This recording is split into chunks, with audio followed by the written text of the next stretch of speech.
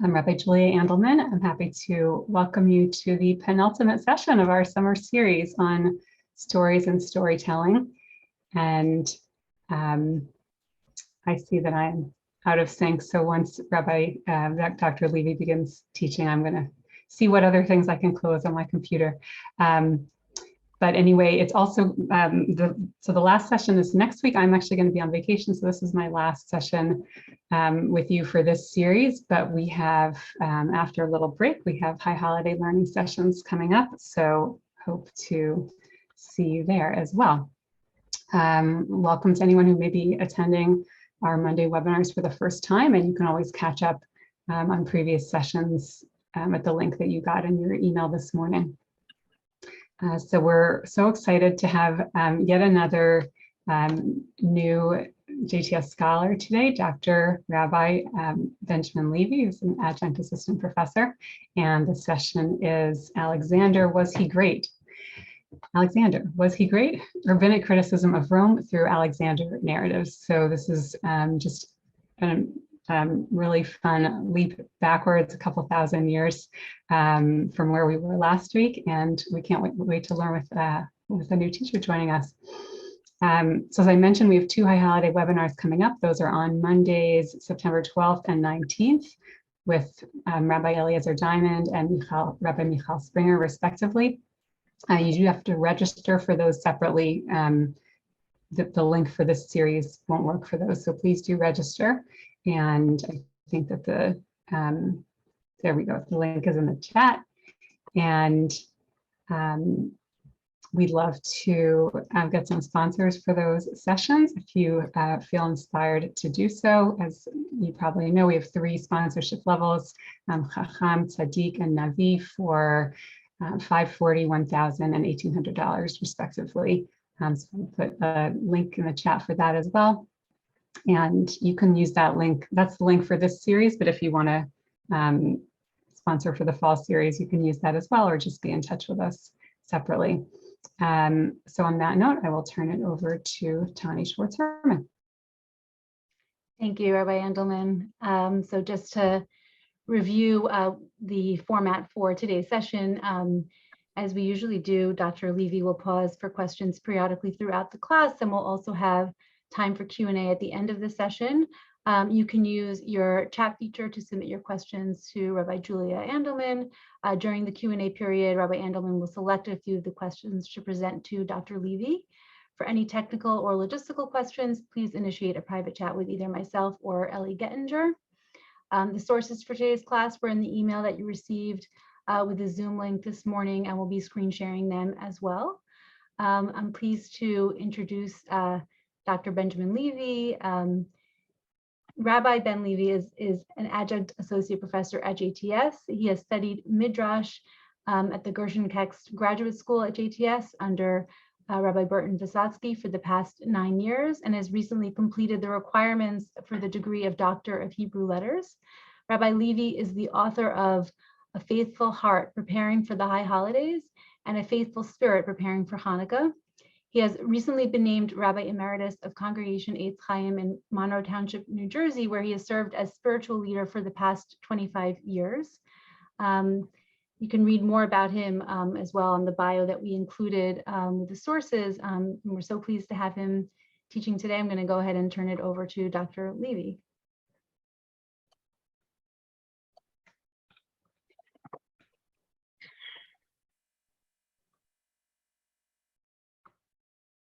Okay, thank you, Tani. I want to thank Tani Schwartz-Herman and Ellie Gettinger and Rabbi Julie Andelman for this wonderful opportunity. And of course, my advisor, Bert Visotsky, who has been wonderful through these past 9 years, which is a very, very long time.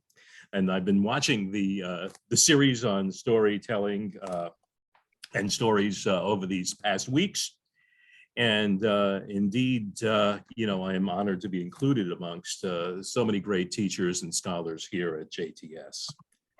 The name of this presentation is Alexander, Was He Great?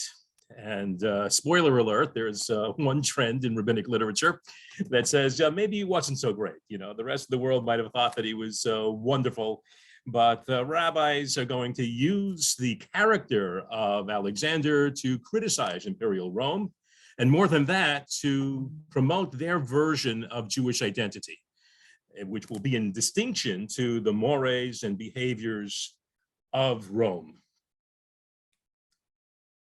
Now, when I say rabbis, I'm not talking about the person who led your bat mitzvah service.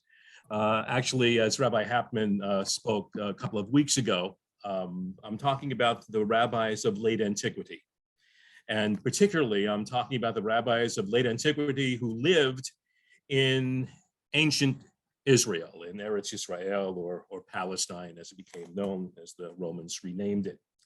And there are two periods of such rabbis, the first being the Tannaitic period, the period of the Mishnah, and that will stem from the year 70 of the Common Era, which is the time of the destruction of the temple by the Romans, to about 220, which is the nominal date of the publication of the Tosefta, which is the earliest commentary on the Mishnah, although scholars recently have pointed out that it does contain even earlier material, sometimes even earlier versions of our present day Mishnah.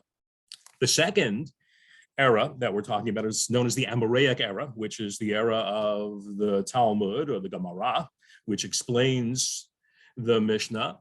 And that'll stem from 220 through the 5th century. And when I say Gemara or Talmud, I'm talking about the Yerushalmi. I'm talking about the Jerusalem Talmud, which is actually a misnomer because this Talmud was written in a few different locations in the Galilee, which is north of Jerusalem, which at least, early on after the destructions, and I say destructions with a plural, of Jerusalem, first in 70 and then in 135 after the failed Bar Kokhba rebellion, the nexus of Jewish study and Jewish populace moves north and becomes increasingly urbanized in the cities of the Galilee. And there, our people come into contact with pagans and with Christians now living in mixed cities. And these cities are suffused with pagan and idolatrous images. And the question arises, how do we deal with that? And what the Mishnah teaches us is that in certain cases, we regard these artistic motifs as just that, as decorations. In other cases, they are indeed idolatrous, and obviously we're by the Torah forbidden to countenance them. And one thing we're going to discuss here is, when is an image idolatrous or not? And the rabbis are going to take this and indeed connect it to Alexander. Now, the rabbis did not write books of theology. They did not write books that were political treatises touching upon the hot button issues of their day. But what they did write were collections of halacha, which is law, L-A-W, and agadah, which is lore, with an R, stories, narratives. And we can look at these narratives, and although they might contain some tidbits of history dealing with historical characters like Alexander, whom we know existed from other outside sources, several of which are still in existence, what they write is not necessarily history, and it's not necessarily objective. What they're writing is actually didactic fiction. They're writing stories to promote their agenda and to teach us a lesson, that each story is supposed to teach us something. And as I said, what they're supposed to teach us is a way of resisting Rome, of Jewish continuity, and a way of maintaining a Jewish identity, which is indeed created in contradistinction to that of Rome, and that is a behavior-based identity. Now, we may dismiss, some of these stories then as, hey, if it's not true, what's the point? But as I don't know if anybody ever read a book by Annie Dillard called Living by Fiction, 1982, I believe it was published. I'm an old guy, so I know about these things. But in there, she offers not only her view on criticism of literature, but she also talks about the fact that fiction can sometimes communicate great and profound truths in a way that other factual nonfiction material cannot. And so we find the rabbis themselves in Sifrei Deuteronomy 49, which is the earliest midrash on the book of Deuteronomy, where they say, you know, do you wish to recognize the one who spoke and the world came to be? In other words, God. Then learn Agada, learn stories, learn narratives, share them, because of this, you'll come to know the one who spoke and the world came to be, and cleave to God's ways. So there's a connection there between theology, stories, and behavior. And my advisor, Bert Kazatsky, wrote, great stories have the power to draw the heart, but certain stories have the power to draw the heart to God and awaken the better angels of our nature. And hopefully today's presentation will indeed be able to do that. So first, we're going to talk about some rabbinic texts, which we're going to link Alexander to the Romans and talk about why he becomes a symbol of imperial Rome. Then we'll hop to a couple of introductory texts that are used by the rabbis to introduce their Alexander stories. Then we'll share 3 stories about Alexander, which are reworked from the general trove of stories, which are basically collected in a collection called the Alexander Romance. And the rabbis, as I say, you know, rework them, and we can even say lampoon them in a way to get their points across.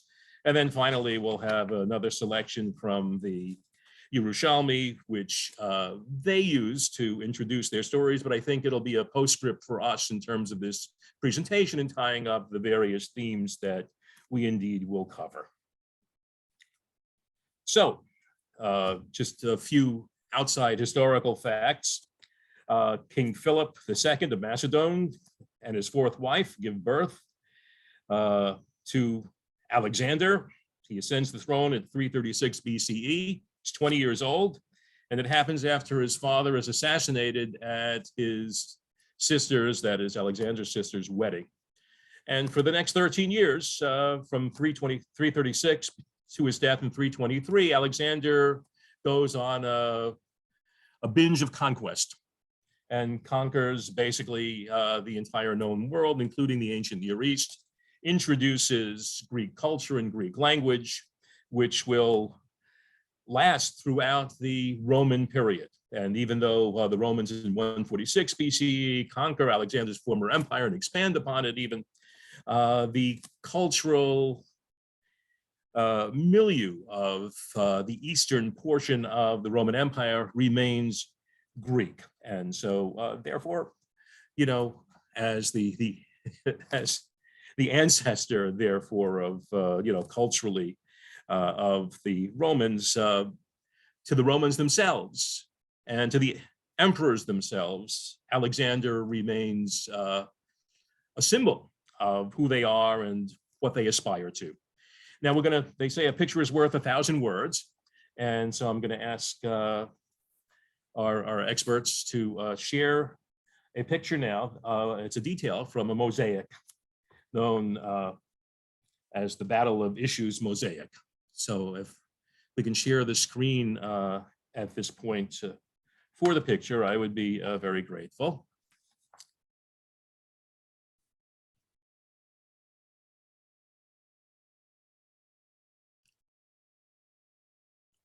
Okay, and I thank you, Tani.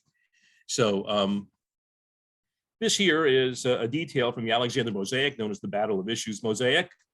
It's a Roman floor mosaic from the house of Fawn in Pompeii, dated from about 1,000 or 100 BCE, supposedly copied from an earlier painting by a Greek artist, Apelles. The mosaic depicts the 333 BCE battle between Alexander's army and that of Darius III of Persia.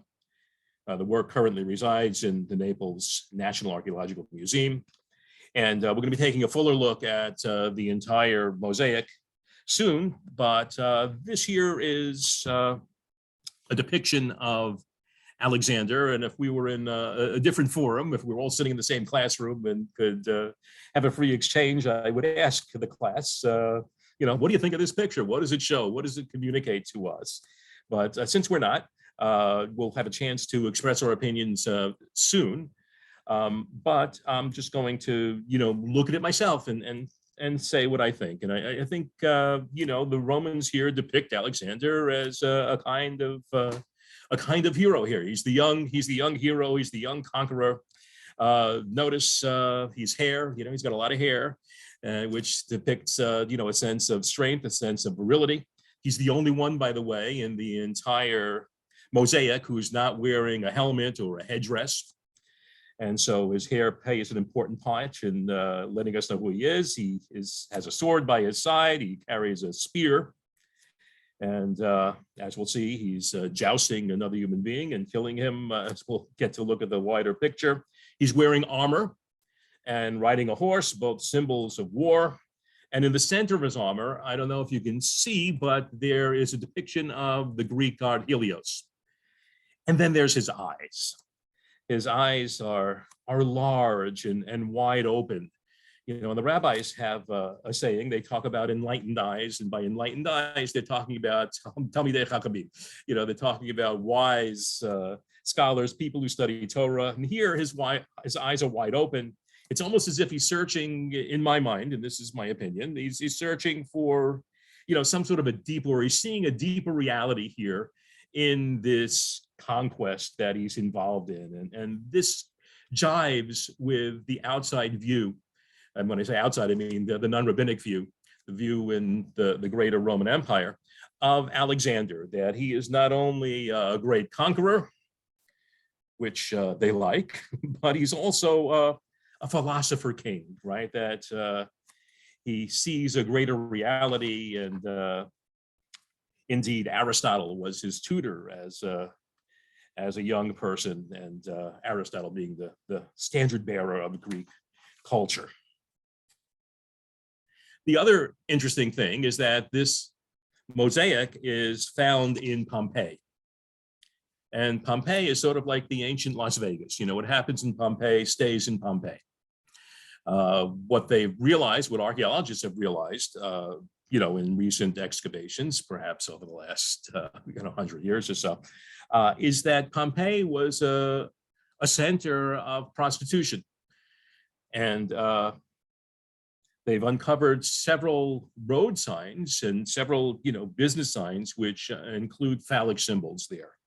And so one can imagine that this portrayal of Alexander, his mission and his supposed accomplishments, is indeed saying something to the Romans about their brand of masculinity here, which is, I think, caught up with, a rapacious sense of conquest and violence and a desire for material gain. Okay, let's go to the first text that I want to share with everybody. It comes from the all-time greatest rabbinic midrashic hit, which is known as Bereshit Rabba, or Genesis Rabba, which came out sometime perhaps in the 5th century. It indeed covers every single verse in the book of Genesis, and ever since it was released, just about every other midrashic text, quotes it, or midrashic collection, quotes it. And so what the rabbis are going to do is to borrow, as they often do. They're going to draw upon figures from the past, in this case, Alexander, to comment upon their current situation. And so we see that the text here is going to begin with a verse, and a verse from Psalms 49:12.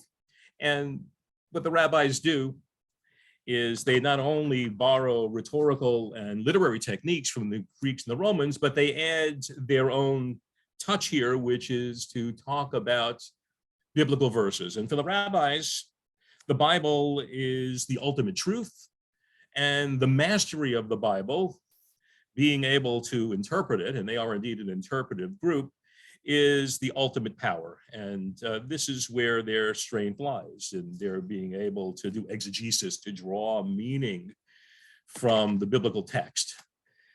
And they will claim that the meanings that they're drawing are nothing new. They're not creating anything new. What they are doing is they are indeed unfolding what is already there. Unlike human beings, when we say one thing, it means one thing. But the rabbis will claim that when God says something, that is, when the Bible says something, it can mean several things at the same time.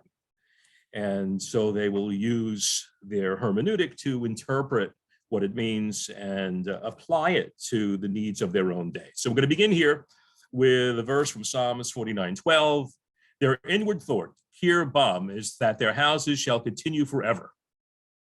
So already we're interpreting the word kirbam can mean their inward thought, and other translations of the verse kirbam could mean their internment. And in fact, the Bavli even talks about this verse and transposes two letters here, the resh and the veit, and says it's kivram. You know, their graves are such that they were their houses that will continue forever. So Rabbi Yudin, Rabbi Pinchas, who are two great Amoraim, have opinions. They expound upon the verse. Rabbi Yudin said, why did the wicked believe that their houses should continue forever? They call their lands upon their own names or after their own names. And just a little background, Genesis Rabba uses this story here, or this, this interlude here, to talk about Genesis 4:17, that Cain knew his wife and they bore Hanoch, and he founded a city with the name of his son Hanoch. And so Cain, of course, is the first, guilty of the first fratricide. So he's a person who is violent. And we're talking about these people here who are filled with hubris, right? They called their names after, they call their lands after their own names, and they thought that, their names then, their houses, their families, their rulership, their dynasties would go on forever. So Tiberius after the name Tiberius, Alexander after the name Alexander, Antioch after the name Antiochus. Rabbi Pinchas said, their inward thought is that their houses shall continue forever. Tomorrow their houses will become their graves, their dwelling places for all generations, because they are not living and not judged, so they're dead and in the ground. And when it comes to the great resurrection in the end of days, the Messianic age, they're not going to rise from their graves, and they're not going to be judged. And not only that, or for no other reason that, they call their lands after their own names. And so what this particular piece of Genesis Rabba does is it creates an historical line of hubris and militarism and arrogance and narcissism. And we see it goes from Alexander, who introduces Hellenistic culture, to Antiochus of the Hellenistic age. It's not completely historically correct, by the way. It is Seleucus the first Nicator who names Antioch after his son, perhaps, but we find the same thing with Cain. And then finally we have Tiberius, named after Tiberius, the Roman emperor. So we see a direct line between Alexander and the Romans here. Alexander's the military and cultural ancestor to Rome. And this idea of Hellenism is introduced by Alexander, and Roman rule is seen by the rabbis here as an extension of Hellenistic domination. We're going to now go to a second text. And if we could scroll down, we're going to take a look at Mishnah Avodah Zarah 3:1 and the Yerushalmi, which will comment upon it and talk about Alexander as a symbol of imperial militarism. So here's the Mishnah. We said before that we see in the period, the late Tannaitic period and Amoraic period, we see an increased urbanization amongst the Jewish population as it moves north from Jerusalem to the Galilee, and that this population will come into contact more and more with those who are not like themselves, those who are idolaters or at least pagans and Christians. And they're going to come into contact with many, many pagan symbols, idolatrous symbols, which suffuse these cities. So here's the Mishnah. All images, tzelamim, are prohibited because they are worshipped once a year. So if something is worshipped, that means that it's an idol and it's forbidden. It's not just decoration. And these are the words of Rabbi Meir, the famous student of Akiva. But the sages say it is only prohibited if it has a staff, a bird, or an orb in its hand. And Rabban Shimon ben Gamliel says any image that has something in its hand. So now the Gemara is going to comment upon the statement of the sages here, and they identify the staff, the bird, and the orb here and as symbols of imperial power, and therefore, to possess an image that contains them is almost like worshiping imperial power. It's almost like being a Roman, right? They worship imperial power. But the sages say it is only prohibited if it has a staff or a bird or a globe in its hand. This is Mishnah Avodah Zarah 3:1, which you just read. So a staff with which he rules the world. So this is a symbol of the Roman desire to rule the world, which is, a kind of hubris here. The staff might also be a religious symbol, a symbol of Hermes or Mercury, who carries a staff as part of his itinerary. And the staff might be seen for us as a replacement of the staff of Moshe, with which he serves as God's agent of redemption. A bird, and here they're going to share a verse. My hand has found like a nest the wealth of peoples. And the rabbis, they love to give you half of the verse, and you're supposed to know the rest of the verse, right? So everybody obviously knows Isaiah 10:14, right? Well, I didn't. I had to look it up. And the rest of the verse goes like this. As one gathers abandoned eggs, so I gathered all the earth. Nothing so much as slipped away, a wing or opened a mouth to peep. And this is the Assyrian king Sennacherib who makes this statement. Now, a bird is a symbol of the military might of Rome. They use the eagle to represent their military right. And here we have a verse from the Assyrian king. And if we're familiar with the book of 2 Kings in the Bible, we find that as he is coming to conquer Jerusalem, God causes a plague amongst his soldiers and they all flee. And so the message here is just as Sennacherib, the Assyrian king, is caused to flee by God, so too will God defeat the Romans. And you have to remember the rabbis have endured, 2 uprisings which are unsuccessful. And I think at this point, their message seems to be to the Jewish populace, one of a delayed eschatology, right? That eventually God will bring justice and restore the Jewish people in the end of days. In the meantime, we have to interpret the Torah and live according to the contents of its covenant. The third object here is an orb. For the world is shaped like an orb, and again, this is the hubris of human domination. Now, Rabbi Yonah is going to let us know that these are really symbols that go back to Alexander, and here's the connection between Alexander and imperial Rome. So Rabbi Yonah said, when Alexander Macedon, which is where he comes from, and that's what they call him, Macedon, in rabbinic literature, wanted to ascend, he went up higher, higher, and higher. And here again is this sense of hubris, raising himself up to the heavens, as it were, like the builders of the Tower of Babel, right? Wanting to either replace God or make war with God, to go beyond his human limitations. So he goes higher and higher and higher until he saw the world as a globe, as an orb, and the sea as a bowl. For that reason, they paint him with a globe in his hand. And then the Gemara is going to object and let the artist paint him with a bowl in his hand, which would include the seas. He does not rule the sea, they answer, but the Holy Blessed One rules over the sea and land. He saves at sea, he saves on land. And here is the difference between, God and Alexander. Alexander may have a certain rulership over land, but he doesn't control sea. God is the one supreme power that controls everything. Plus, Alexander's rulership is a rulership that brings domination, that brings violence, that brings death, whereas God saves wherever God is. God saves on land, God saves on the sea. Okay, we're going to keep on scrolling down. We're going to have a fuller version of this mosaic here.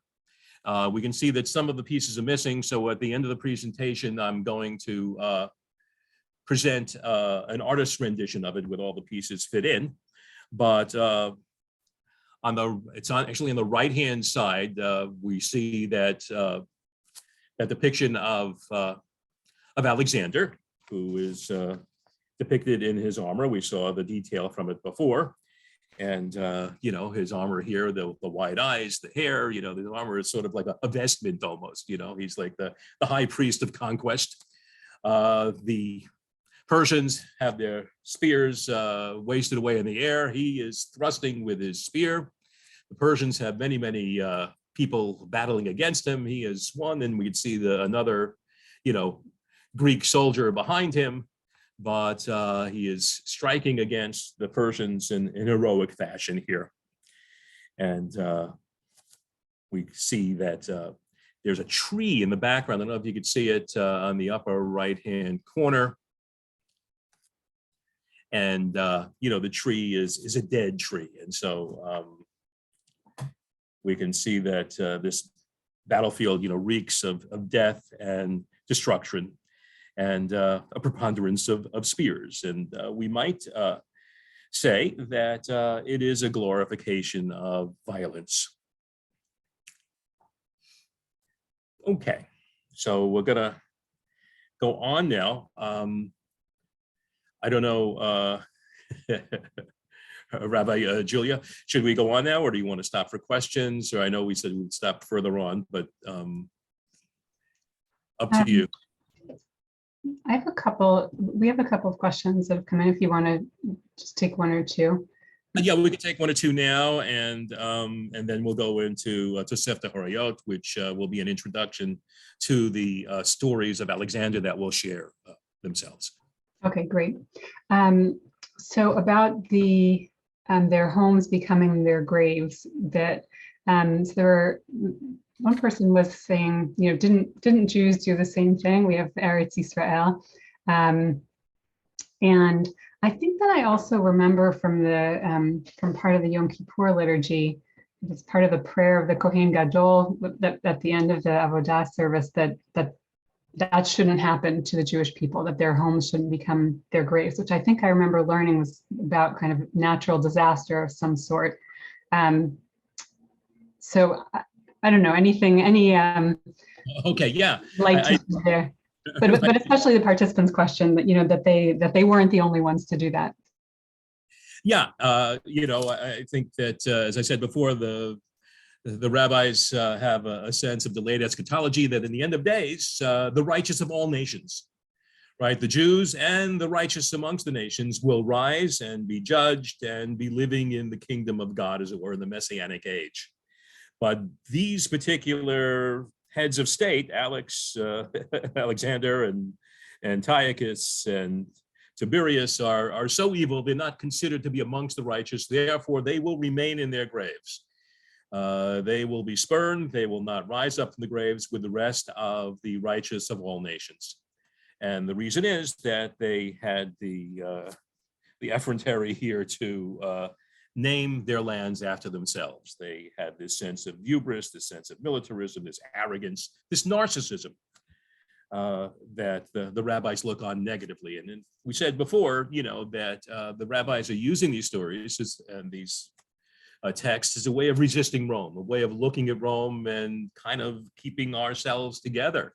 And it is common that we look at the other to come up with information about ourselves, to formulate identity that is identity of ourselves. And so I think we're looking at the other here. These are the people we don't want to be. These are the people we don't want to be like. And this is how we maintain our identity despite Roman hegemony. Right. Okay. Okay. And then another question was about, why this, if I understood correctly, the image with holding the orb is permitted, right? So one person was saying, did the rabbis potentially see the idea of Alexander and Hellenism kind of creating a bigger, more integrated world as maybe, is that maybe a precursor to kind of our role, like we're supposed to be a light unto the nations, or on the other hand, is that threatening our role? But it's interesting that we're okay with this image. Okay, actually, the rabbis are saying that an image with a globe in its hand is forbidden. Oh, that's the one that's forbidden. Okay, so then the second half of the participants' question was, is that a potentially a usurping of the role of the Jews as a light into the nations? Is that perhaps something behind that? Okay, well, I think that, there is another trend amongst rabbinic literature that we're not delving into today that I did not mention up until now. And that is a trend to depict Alexander as the un-Roman. And this trend in rabbinic literature depicts Alexander as one who respects the high priest in Jerusalem. There is a legend that he visits to Jerusalem, even though, historians tell us he didn't have time for that. But he rises in the presence of Shimon HaTzadik, who is the high priest that we know from Pirkei Avot. And, the Midrash makes a comment that, yes, Alexander rises for the high priest out of respect, but the Romans kill the righteous. And so we see that there's a disparity between the Romans and Alexander. And another example on the second trend, that Alexander's the un-Roman, they depict him as being a wonderful judge who defends the Jewish people against the folks that surround us. And he uses the Torah as proof in his courtroom, as evidence in his courtroom, to defend the Jewish people. And so there is some, kindly, regarding of Alexander as being the un-Roman. The Romans, on the other hand, condemn Jews, condemn the righteous in their courtroom. And we're going to see some other court scenes which are the opposite there, in which Alexander is considered an example, again, of imperial Rome, and his courtroom behavior is quite corrupt. That's very interesting. So I know we want to go on. I just feel like I have to say, because so many people are sending me messages, didn't they think the earth was flat? What's with the orb? Many people have sent that in the chat. Okay, well, now you know. I think the Catholic Church had a big investment in keeping the world flat, and maybe Thomas Friedman as well. I don't know, but in recent days, that was a Thomas Friedman joke for those who read the New York Times and who wade through his books. But here, apparently, the rabbis in the Mishnah in ancient times considered the world an orb, a globe. So they knew that the world was round. All right, so why don't we go on with your material? Okay, great. Thank you for the questions. I appreciate it. And we're now going to go on. We'll scroll down again, and I'm going to share Tosefta Horayot, Jews and Rome, introducing the Alexander narratives. Now, the actual context of this piece here talks about the pecking order of if someone is captured and held captive, and we have to go indeed rescue that person and bring, money to pay off the captors. There's a pecking order of who should go first, and according to the rabbis, of course, Talmidei Chachamim, those students of Torah deserve to be rescued first. But this visit to Rome is actually a parallel for the next story, which will be from the perspective of Kahana, which is of the Aramaic age, where they're going to talk about Rabbi Yeshua ben Levi's visit to Rome. And so we'll see here. This one concerns Yeshua ben Hanania, who is a Tana and one of the students of Rabbi Yochanan ben Zakkai. So we're going to begin the story with the way a lot of stories do in rabbinic literature, ma'aseh. It's a maisa. It's a story, means it happened. Sometimes in Palestinian midrashim, it'll say uchavar, which has the same meaning, but it's a technical term, which means that a story is coming up that's going to have either some sort of halachic import or some sort of moral lesson that we need to take care of or pay attention to. It happened that Rabbi Yeshua went to Rome, and they said to him, there is here in prison a certain Jerusalemite young boy. And the word that's used here for young boy is actually a tinok. A tinok is a suckling. And there's this image that those who study Torah are actually, sucking on the mother's milk of Torah, right? Torah is the ultimate spiritual nourishment here. So there's a suckling here, one who drinks the milk of Torah with beautiful eyes and good looking. And think of the depiction that we saw of Alexander in, in the mosaic, right? The beautiful open eyes, the enlightened eyes here, good looking, who stands to be disgraced. And the word here is lekalon, stands to be disgraced, stands to be sodomized, stands to be used as a prostitute perhaps. And this is one of the great dividing lines that the rabbis create between Judaism and other religious faiths, that, especially those of the Romans, that it is sexual morality which is that which divides us. And so they're condemning the sexual morality of the Romans here. So Rabbi Yeshua went to investigate the matter. When he arrived at the prison's entrance, he recited this verse. Here's a verse again. Who was it gave Jacob over to despoilment and Israel to plunderers? Isaiah 42:24. And actually, this is the first half of the verse. So the young boy spoke and said, and he's going to quote the second half of the verse, is it not the Eternal against whom we have sinned, and in whose ways they would not walk, and whose teaching they would not obey? So in other words, the Jewish people find themselves in this predicament dominated by the Romans militarily and culturally because of their own sinfulness. And at that moment, Rabbi Yeshua said, I call heaven and earth to witness against me that I will not move from here until I redeem him.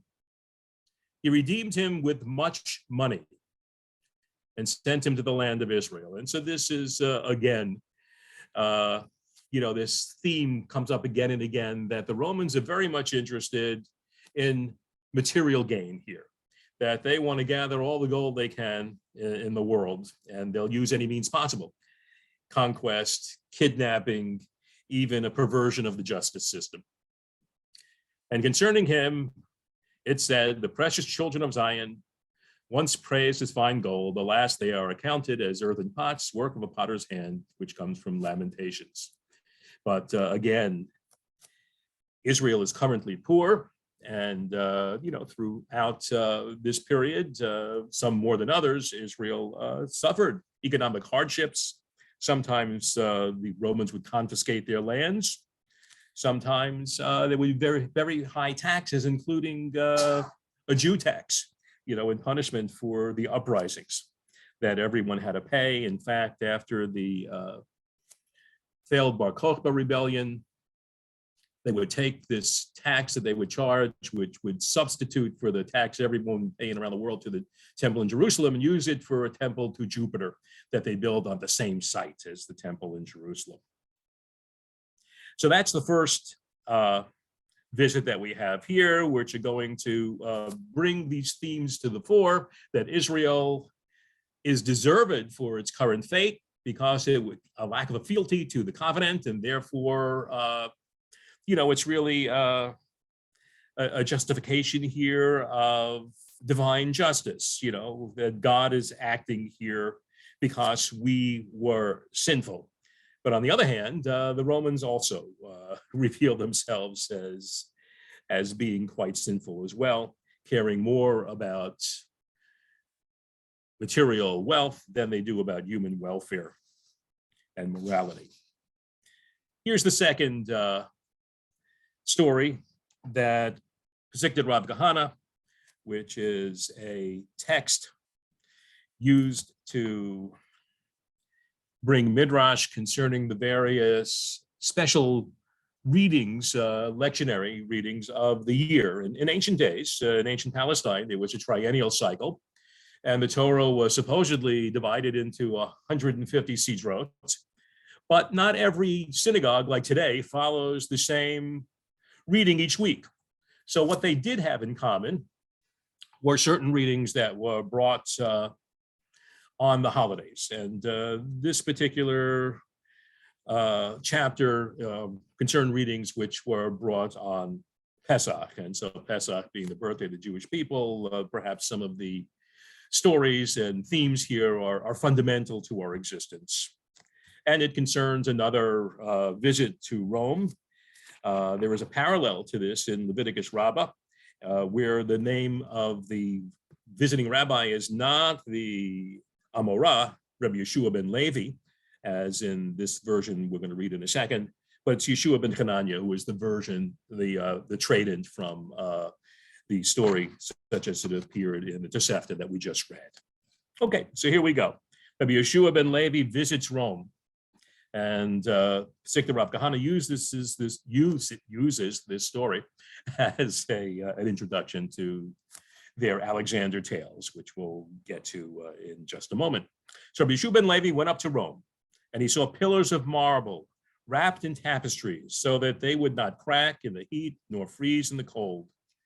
Next to the pillar, he saw a pauper with only a reed mat under him and a reed mat on his back. Of the pillars, the rabbi recited, "Your beneficence is like the mighty mountain," Psalm 36:7. He commented, "When you bestow in abundance." And of the poor man, he recited, "Your justice is like the deepest depths." He said, "When you punish, you are punctilious." And so Yeshua ben Levi seems to be saying, and this is according to the reading of Bert Vitsatsky, that the pauper symbolizes the Jews. And again, we have this idea of theodicy, of justifying God. The divine justice is punishing the Jews for their lack of fealty to the covenant. And but yet we're in Rome, the nexus of empire, and it illustrates their disregard for human welfare, their lust for power and material gain. So thus far, we have Alexander as a symbol of Rome, Roman imperialism, and these visits to Rome, which prepare us for the stories that we'll find ahead, that the Romans are more concerned with material gain than human welfare. And the Jews are impoverished. They find themselves in the state that they're in, dominated by Rome because of their own lack of loyalty to Torah and mitzvot, as interpreted by the rabbis. So I'm going to ask Rabbi Julia once again now, if we have any other questions that you deem worthy of handling at this moment, and then we'll get into the stories and then a postscript. Let's get into the stories, because there are some general questions, but I think we should see more of the material. Someone did enlighten me that the Greeks actually did know that the Earth was round and had a lot of interesting background information on that. But let's go ahead with the material and get more into it. About that too, and thank you for that. And so we'll go on with the material. We're going to take a look at three stories now of Alexander, as such as they appear in Pesikdat Rav Kahana 9:1. And these stories are really a reworking of a collection of Alexander legends that were published and popular in the ancient world outside of rabbinic literature, known as the Alexander Romance. And some JTS scholars, Richard Kalman has written about this, and Richard Stoneman, who's not from JTS, has also written extensively about the romance.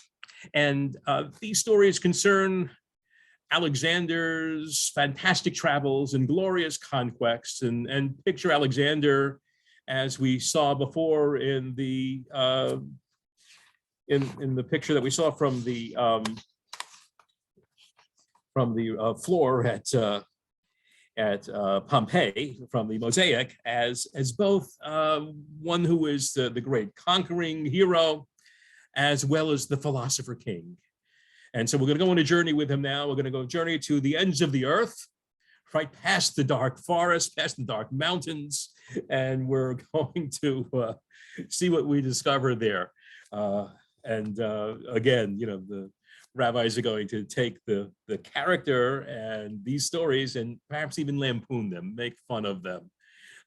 So here we go. Alexander Macedon went out to visit the king of Katsia, which again is ends of the earth. And Lieberman commented upon this, and he describes it as a sort of, you know, Aramaic utopia here, beyond the mountains of darkness. And he came across a city by the name of Cartagena. And Cartagena is a combination of an Aramaic word, Carta, which means city, and Gyne, which is women in Greek. And it talks about, again, this Aramaic Greek influence that was extant during those days. And we'll recognize the story in the Alexander Romance talks about a place called the Amazon and the Amazon women. I think Wonder Woman even comes from that. You know, she leaves Tel Aviv and goes to the movies and becomes Wonder Woman, as you know. And at least Gal Gadot did. And but she's an Amazon. And so, you know, these legends are still with us. But the rabbis are going to turn it around just a little bit. So the name of Cartagena, inhabited entirely by women. They came out before him and said to him, if you make war against us and defeat us, your reputation will be diminished in that you have destroyed a country of women. And if we make war with you and defeat you, you will never be able to stand up before the other kings. And so we see that, you know, the women here, I think, symbolize the rabbis who resist Roman imperialism with wisdom. And when he left, he wrote upon the pylon being the very tall tower at the gate of the city. I, Alexander Macedon, was like a stupid king until I came to the city of Cartagena and learned wisdom from women. And so he admits his stupidity here. He is turned around entirely by their wisdom. And the message of the rabbis is, of course, that, you know, we can resist Rome and even perhaps change the world with wisdom. And when the rabbis say wisdom, they're always talking Torah. Now, this, as I say, is a reworking of the story such as it existed in the Alexander Romance. In the Alexander Romance, he actually defeats the women by causing them to surrender and offering 100 talents of gold on a yearly basis, and also, you know, 20,000 warriors on a yearly basis and thoroughbred horses. And what's more, and this is great, they ask Alexander for an image of him, for a statue of him that they can worship. And what does he do? He sends them one of his spears. And remember, you know, again, the mosaic with all of those spears hanging up, perhaps symbols of this rapacious sense of Roman masculinity. That's the first story. And then he moves on to another city. So we're going to take a look at this second, where it says B here, this second text. We're going to continue traveling with Alexander. So he went to a second city, another city, whose name was Afriki. And there are those scholars who tell us it's modern day Tunisia, but you know, I think they're spoiling all the fun here. I like the ends of the world behind, you know, beyond the dark mountains, that this is someplace that's, you know, really special and out there where, you know, a little bit something of a utopia. So they brought out apples of gold, pomegranates of gold, and bread of gold before him. He said to them, "Is this what you have to eat in your land?" They said to him, "You don't have food in your country that you needed to come to us?" And he said to them, "I've not come to see your wealth, I've come to see your law." And so, you know, in rabbinic literature, we have to always see who gets the the best last line here. Usually it's if the rabbis are talking to one of the others, the rabbi gets the best last line. In this case, it's the people of Afriki who get the best last line. They see right through Alexander. On the one hand, he wants to come off as someone who is indeed, a philosopher king. I'm not here to see any of your wealth, to steal from you, or to increase my territory, to wage war against you. I'm merely here to, to seek wisdom and to learn about your laws. But they call his bluff. They see right through him. And then this last story here sends this message home. And so we're going to continue to look at this third story of Alexander in this kingdom of Afriki at the end of the world, beyond the mountains of darkness. So as they were sitting and speaking, there 2 men came before the king for judgment. One said, I brought a rune from this man. I dug and found a treasure there. I said, take your treasure. I bought a rune. I did not buy a treasure. And the other said, my master, I sold a rune to that man, and all that is with it did I sell to him. So in other words, here are 2 litigants, and each of them wants the other one to take the treasure, which might be quite the opposite of the way we've seen, court cases go in our own time. But these people seem to be so righteous here that, they are looking out for the other one, and they don't want to take anything that's not theirs, So they're the opposite of the Romans, who are always interested in increasing their material wealth. So the king addressed one of them and said, do you have a son? He said to him, yes. And to the other, he, that is the king, said, do you have a daughter? He said to him, yes. And he, the king, said to them, go and marry one to the other, and let the 2 of them enjoy the treasure. So we see here that the king is quite enlightened and doesn't only reside on or depend upon pure justice here. It doesn't only depend upon the law, but actually, going beyond the law. As the rabbis say, going beyond the letter of the law. His justice is informed by wisdom and tempered by mercy, which is the same thing, you mentioned the high holy days before, the same thing we pray that God does, right? That God tempers his justice with mercy. And so we see the king here is actually an enlightened king. He is one who is performing a godly task, as it were. And obviously the message for us is that we should be more like this king, generous and godly. But Alexander is going to be surprised. Alexander Macedon began to show amazement. He, the king, said to him, why are you amazed? Did I not judge well? He, Alexander, said to him, yes, as if, yeah, I guess so. The king said to him, if such a case had occurred in your land, how would you have judged it? And he, Alexander, said to him, we would have beheaded this one and beheaded that one, and the treasure would have gone up to the royal household. And here again, Alexander is showing his true colors. That for Rome, the norm is to commit violence with a veneer of justice. They try to tell us that they're the guardians of civilization, that what they do is just.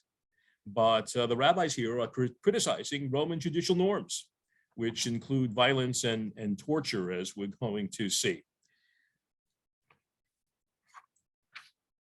So he, the king, said to him, that is to Alexander, and does the sun shine upon your country? He said to him, Alexander said to him, yes.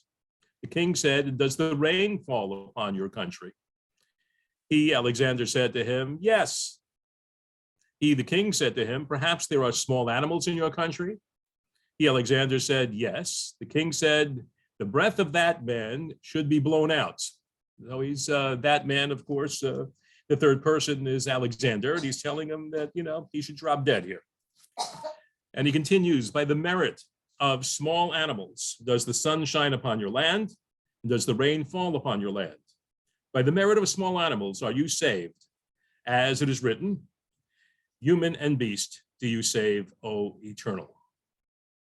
So the idea is that, Alexander may consider himself as great, but it is only by virtue of small animals, small annoying animals, that God causes the sun to continue to shine and the rain to fall. Only by the virtue of small animals does life continue. And so too, the small animals here, I think, represent this pesky small people, the Jews, right? We just had in last week's Torah portion that Moses tells the people, it's not because you're the largest, the most militarily complete people, the best looking, the most talented people, that God loves you. But it's going to be that you are loyal to God's laws. These laws will make you great. It is said before that indeed it was the sacrificial cult, the sacrificial system, the constant sacrifice in the temple, which caused the world to continue to exist. And now, after the fall of the temple, the rabbis are going to indeed transform this faith of Israel, which was temple-centered, sacrificial-centered, led by the priests, to a religion of words here. And those words are the words of Torah, which are centered in the Beit Midrash, which is the institution that is dominated by the rabbis' leadership. And so we see that it is the continued study of Torah and its observance which causes the world to go on. It's not the arrogance and narcissism of a person like Alexander, who considers himself great, but hides behind, a mask of philosophy and jurisprudence to commit murder and expand his own pockets. And as an addendum to the Roman judicial system, I brought here Pesicted Rav Kahana 2410, which comes from the Haftarah for Shabbat Shuvah, the Shabbat that occurs between the high holy days of Rosh Hashanah and Yom Kippur. And again, we're going to begin with a verse. For my thoughts are not your thoughts, nor are my ways your ways, says the Eternal. Isaiah 55:8. This is like a robber who has come before the interrogator, Kostenor. Notice many Greek loan words here to describe the Roman system of justice. Comes before the interrogator, the Kostenor, for judgment. First, he reads the charge against him, the analgin. Then he whips him, and then he gives him the hook, the kamos. Then he pronounces the sentence, the parkula, and then he takes him out to kill him. So we see in the Roman system of justice here, and this again might be a little bit of a parody on it. They might be lampooning the system of justice, but with an important message that the Romans show no mercy and little justice. And this stems back to the Greek loan words remind us that this stems back to Alexander, that in this version of Alexander as being a symbol of imperial Rome, he's not the great juror that he is in the other trend, where he's considered to be a wonderful justice and runs a great courtroom that accepts the Torah as evidence. We see here that once the defendant comes into the courtroom and he's a robber, he's someone who stole something, and in that way, of course, in a Jewish court of law, that is not worthy of the death penalty. Rather, that a robber is guilty and has to pay back what that person has stolen. But once he comes into the jurisdiction here of the court, he's condemned immediately. There's no way out. And they're going to read the charges against him, and immediately they whip him. They're going to torture him. And torture was, a feature of Roman justice. They're going to torture him to make him confess. And again, in a Jewish court of law, there is no such thing as confession. We cannot confess against ourselves because confessions can be beaten out of people. We can torture people till they confess. And then they put the hook in his mouth to prevent him from retracting his confession. which is quite cruel. And even there are other outside of rabbinic literature, other Roman historians who corroborate this, that there were defendants who were taken, even emperors who had lost favor with the ruling elite in Rome, who were taken by their hooks and thrown into the river Tiber. So although they're talking about the fact and maybe a way to parody some of the practices of Rome, some of them here are true. And immediately after the sentence is pronounced, they take him out and kill him. There's no sense of teshuva. With God, of course, this being Shabbat Shuvah, the possibility of turning your life around, the possibility of forgiveness, the possibility of teshuva is always there. And so what we need to do is to depend upon God and also understand that we can return from wherever we were. If we're going to indeed condemn the Jews for their sins and say that, it's theodicy that they are indeed punished by God here by being dominated by the Romans, we can, as a people and as individuals, emerge from this position. We can do teshuva. We can come back to what it means to live a good Jewish life, to live a life that is not like the one that is dominated by Roman values and Roman behaviors.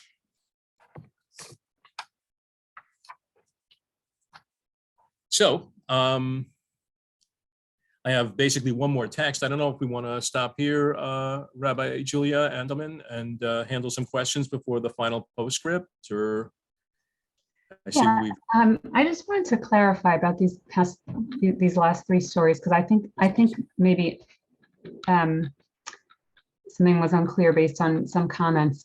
So in the first story about what's it called, Cartagena, which someone was wondering if that was Carthage. It's so I think that it struck me and some of the participants that this is, he comes out well in this story. He doesn't do much in this story other than show up, and then the women kind of point some things out to him, and he says, "Oh, you're right. And I didn't get this until I came here and you enlightened me." So he actually comes across as having enough humility to realize that he has something to learn from these women. But it sounded like you were reading it more like just kind of stepping back. If the rabbis are casting him as someone who needs to learn from women, then it's an unflattering portrait of him.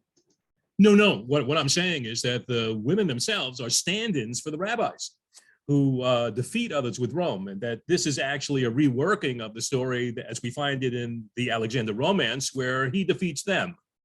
Right, he causes them to come up with a huge tribute of gold each year and to donate warriors to his cause, to his army, and thoroughbred horses, which were, of course, engines of war in ancient days. That and even appropriates a spear that they should worship, which might be considered a phallic symbol. That he defeats them in the romance, but the way the rabbis rework it, it's their wisdom can defeat the rapacious aggression of Alexander and therefore Rome. That this is the way that we resist Rome. We could either resist Rome, right, as martyrs. We can give them the middle finger and they'll kill us, or we can be a little bit smarter and resist Rome in this way by using wisdom, the wisdom of the Torah. That the wisdom of the Torah can actually disarm, as it were, the Romans, as they disarmed and defeated Alexander in this way. So how does his openness to their wisdom and their Torah, I think that's the piece that I'm missing. He's open to it in these stories. He's interested. Yeah, they point out that he's in a lose-lose situation. If attacks them and has a bloody victory, He'll never be able to stand up and show his face in the council of other kings anymore, because he slaughtered a municipality of women. They'll say, some man you are. If indeed they defeat him, which is quite possible, then again, he's not going to be able to show his face anywhere around the world because a group of women defeated him, which runs contrary to this idea, this idea of Roman machismo, which is tied into violence and conquest. And so what the rabbis are saying, there's another way of masculinity here. And we're not afraid to show our feminine sides. It's the way of wisdom that we can defeat Roman machismo, we can defeat Roman conquest, we can defeat Roman hegemony, we can defeat Roman aggression by the application of wisdom. And maybe we can even change them. We can get them to realize that, the empire here, Imperial Rome, is a dead end. What's going to happen eventually? The empire will be defeated, and they're going to be a footnote in history, which is what happened, right? You want to see Rome, you got to go to the museum. It doesn't exist anymore. So it's kind of a fantasy then, that they're imagining that he would be enlightened by them and change his ways. Oh yes, Okay. fantasy. Absolutely. I mean, this is all fantasy. As we said before, it's didactic fiction. None of this is historically true, but such a story does exist in the popular collection of stories about Alexander and the Alexander romance. And so what the rabbis are doing are taking stories which are commonly known around the empire about Alexander, and they're reworking them for their own purpose. Okay, that's very helpful. So really all three of the stories then are sort of how they imagine, how they wish it would be. It's like an alternative reality that is kind of soothing in a bad situation for them. Perfectly said. Yeah, I couldn't have said it better myself. Thank you for Okay. adding it. Alternative reality. I appreciate that. I wish I had said that. That's the. But Okay, I didn't. great. Okay, great. Thanks for clarifying. But yeah, I think that's the whole idea from the beginning. We're talking Katsia, we're talking the ends of the world, beyond the dark mountains. We're talking about a place that's a utopia here. It's an alternate reality. But it has a message for us that we can apply, or that the rabbis could apply in their own day, to resist Rome, to criticize Rome, and a strategy for resisting them that would help us to stand up to them and continue to exist through the years, to keep us together as a people and help us to achieve a sense of closeness to God and a sense of holiness. As we said before, if you want to come to know the one who spoke and the world came to be, if you want to come to know God, you want to come to know the eternal, study Agadah, study these stories, and they'll bring you to that place which is close to Hashem. Okay, great. Did you want to show us the last bit of text? Okay, yeah, we do the last bit of text, and then we can take some more questions if there are any. But thank you for those questions. And we'll have one more text, which is basically a postscript coming again from the Yerushalmi. And then we'll see an artist's depiction of the mosaic, which we've been looking at. Again, a picture is worth 1,000 words. So this postscript here from the Yerushalmi, Bava Metzia 2.5, in the Vilna edition, 8a in the Venice edition, concerns a Pharisee and a rabbinic forebearer whose name is Shimon ben Chetach. Again, we might recognize his name from Pirkei Avot. He's the one who says that we've got to question the witnesses very carefully when they're in court, lest they learn to lie. And so he's one who strives in court for honesty. And we're going to see that he is a person who strives for honesty in his personal life as well.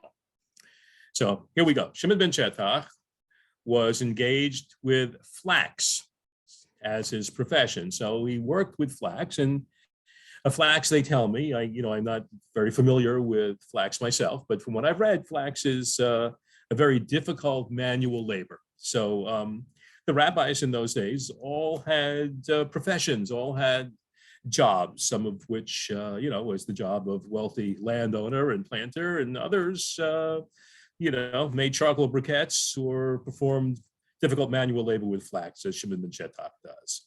Now, his student said to him, "Master, leave it behind and we will buy you a donkey." and you won't need to work so much or work so hard. And so they bought a donkey from a Saracen, and the Saracen is an Arab. And it had a jewel hanging from its neck. They came to him and said to him, from now on, you won't have to work again or work that hard again. He said, why? They said to him, we bought a donkey from a Saracen, and it had a jewel hanging from its neck. He said to them, did the owner know? Go return it. As they indicated that they said to him no. And so he said to them, go return it. The students asked, didn't Rav Huna Bibi Bar Gozlom say in the name of Rav? They responded before Rabbi, even according to the one who says an item stolen from a Gentile is prohibited, all three agree that a lost item by a Gentile is permitted. Now, of course, you might raise your cackles at the name of this tradent here, Rav Huna Bibi Bar Gozlan. Rav, of course, is the title given to a Babylonian scholar. The Palestinian scholars were Rabbi, so we know he's of Babylonian Amura. Huna can mean upstanding or wealthy. And Bibi is a pet form of my name, Binyamin. And son of is Bar in Aramaic, and Gozlon is a robber or a thief. And so we wind up with someone called, Rob Wealthy Benji, son of a thief. Not the most trusted or moral, halakhic, or, as I say, ethical authority here. And he says, even for the ones that agree that we're not allowed to steal from Gentiles, certainly a lost object from a Gentile can be kept. We don't have to announce it as we would and return it as we would in case it was the lost item of someone Jewish. And here's what Shimon ben Shetach says. What do you think Shimon ben Shetach is a barbarian? And this, of course, is a little ironic, as Leviticus 22:3 reports that when Titus, who is the general who destroyed the temple and steals gold from the temple, the implements for the temple, and you've probably seen him on the Arch of Titus in Rome, being depicted there, stealing the treasures.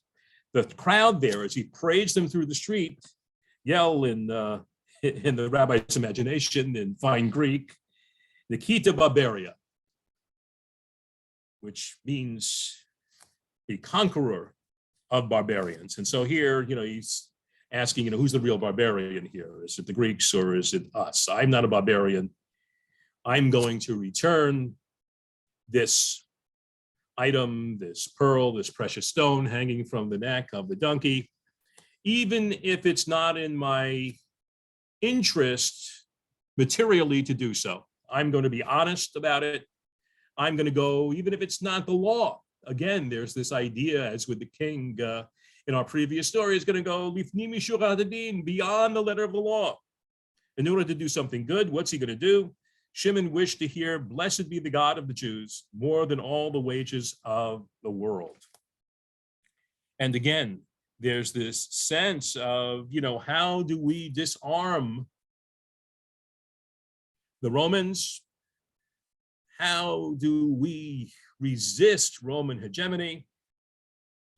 We resist it with, as we learned in the previous stories, with the wisdom of Torah, but Torah also implies behavior and values. And we resist it by getting others to recognize the beauty of our God, to bless God. There are two ways, as I mentioned before, Kiddush Hashem. Kiddush Hashem usually means, sacrificing your life for God when it's used most often. But here is a sense of Kiddush Hashem, bringing the name of God in holiness to other people, being a light unto the nations through our own righteous behavior. And I think this, ties together this sense of honesty above material gain, this sense of observing Torah, this sense of going beyond the letter of the law, and having that behavior that emerges from our fealty to the covenant be something which brings glory to God, blessing to the Jewish people, and holiness into the world. And I'm going to conclude now with an artist's rendition. If we could just scroll down one more last time. And I thank everybody for your kind attention today, and thank all of those involved in bringing us this presentation today, Tani Schwartz-Herman, Gettinger, and Rabbi Julie Andelman. Here is an artist's rendition, 1893, of the Alexander mosaic. I've added a black frame to help us concentrate, but we can see in this rendition, Alexander is over to the left. Again, he's wearing his armor and he's riding a horse. And he and the Greeks are the ones who are thrusting their spears into the enemy. There's destruction and death all around, but it is the Roman point of view that this is somehow glorious. And he is, the great conquering king, and the emperors base their sense of their own greatness as being, the heirs to Alexander's conquests. So that is what I have to present today, and I thank everybody for your kindness in listening. We have a few minutes left for some questions, and I'm sure that we'll have some questions, and I heard some more comments about the world being an orb, etc. So I'm going to turn it over again to Rabbi Julie Andelman. So please, Rabbi. So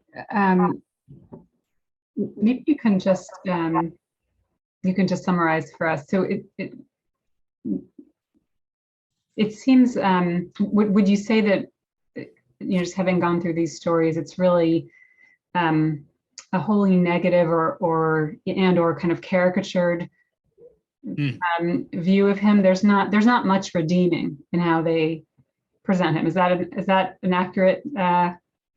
At least according to this trend. Yeah, that's very accurate. I think you got it. Yeah, at least according to this trend, there's not a lot of redeeming qualities here. It's like, who are the barbarians? It's definitely the Romans. It's not us, that we are more sophisticated, and the continuity of the world will depend upon rabbinic Jews as we move into the future. As I said, there is to be fair, there is another tendency in rabbinic literature to regard Alexander a little bit more positively. Although, if we would study those texts too, we might find what to criticize as well. But yeah, I think you really, summed it up very well. There's not a lot of redeeming qualities here with Alexander, or, in this brand of rabbinic literature about the Roman world. I mean, there are other, Romans who are depicted more positively. There's a great friendship between Antoninus, who is a Roman emperor, and then Rebbe, Yehuda Anasi, but not here. And Alexander is used by the rabbis to criticize Rome and to establish this sense of identity, which is in contradistinction to the Roman other. Mm-hmm. So someone asked just now, if there's a positive strain, sort of what was behind your decision to leave those sources out and focus more on this particular view? Just the time constraints. I think there's a lot more literature here dealing with Alexander as a symbol of imperial Rome. And so I was fascinated by that. And, if we were doing a semester course on it, then obviously we would include a lot of other material that might be construed as being somewhat more positive. But because of our time constraints today, the preponderance of literature weighs to this side, and I guess I was personally fascinated by it, and so I wanted to share it. Great. Do you think that someone asked if do you think that this is kind of a piece with how other kind of ruling powers were, that subjugated the Jewish people, might have been presented by the rabbis, or to kind of stand in a category of its own? Well, I think it's, the rabbis do compare, the four kingdoms that indeed subjugate us. So there is this idea that, the last one is Rome, and after that's going to come the great redemption. But the rabbis, and again, the rabbis I'm talking about from the year 70 through the 5th century are living through it. They're living under Roman occupation. And so for them, this is very real. And as I said, they do not write political treatises talking about the hot button issues of the day, but they write stories. And so these stories, help them deal with what's going on in their day and their lives with the hot button issues that are happening before them, and giving them a way to resist, a way to deal with, Roman dominance, which they're living under. Yeah. So I think it's a favorite of theirs, to pick Rome and to talk about Rome because it's happening in their lives. Yeah. So I think, just stepping back to think about just like the larger questions of this series, I think you've made, someone asked how do you know that these are allegories and not just folk tales? I think you made a pretty convincing case that they're allegories, partly because they're so unrealistic. But just stepping back to think about the role of stories, but I think you're presenting to us stories as sort of a coping mechanism, a strategic mechanism, and imagining a different world and how we might get there, kind of function to the stories. It actually reminds me of a course that I took with a Bible scholar, not at JTS, but about the Joshua narratives and how archaeology really disproves like every kind of supposedly winning conquest in the book of Joshua is really disproven by archaeology. And I asked her, so what meaning are we supposed to find in this book? And she said she thinks of it as kind of comforting for the Jews. They were, hundreds of years later in a bad situation. They wanted to feel that God hadn't forgotten them. So let's imagine ourselves having won. Let's imagine these ruins nearby as having been remnants of a conquest of a battle that we won. So it's interesting to think about that function of stories as kind of lifting people up by imagining a better place that doesn't reflect where they currently are. Nice. Yeah. Thank you. Yeah, I think you could say the same thing for rabbinic literature, that it reflects scripture in that way. Sure. And the other thing that we see in scripture is that it reworks a lot of the extant literature of the ancient Near East. Same thing with the rabbis here. They're reworking some of those legends we find, as I mentioned, in the Alexander Romance, and repurposing them to their purpose. So yeah, I think it's a great parallel that you've made, and thank you for making it. Well, thank you for sharing this very rich material for us. It makes me and probably others want to see more, and with this kind of frame and orientation. I think that's very helpful. And again, just thinking of the different roles of stories and really in the rabbinic period, the ways that they might have been using stories to really address kind of big existential issues going on in their in the Jewish community. I think it's very helpful and fascinating. So thank you so much for teaching us today. Thank you.